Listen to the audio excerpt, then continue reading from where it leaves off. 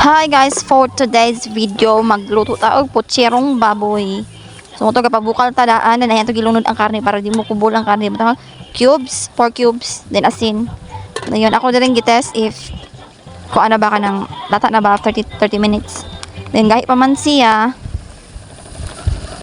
Ako gipunan og 15 minutes para malata gyud maayo ang kuan karne, then atong ilunod diri ang luya para mawala tong murag ang heat. Pag ana atong ilunod ning saging igo malata tong karne. Dayon bisol. Kay gahi ning bisol gamay. Dayon kaning puti gani sa cabbage katong sa iyang ilalom ba katong sa dahon gani. Kay gahi na siya.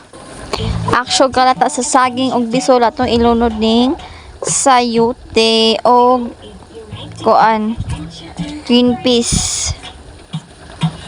O green peas ba ni? Bagyo beans di ay. Dayon human ang lamas. Takluban nato balik. Human nato natong kuan, pagpabukal na atong gitesting sayutay if na half cook na ba siya. Then okay naman siya atong ilunod ning dahon sa cabbage. Dito na siya ukayon para di malata. Takluban.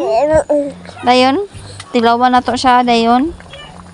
Kay luto naman siya. Luto na po ning dahon. Ay, dahon kini pichay. Ay, cabbage o mga utan. Ano siya? Mano na siya putsero na mo. Bye-bye guys. Mura to.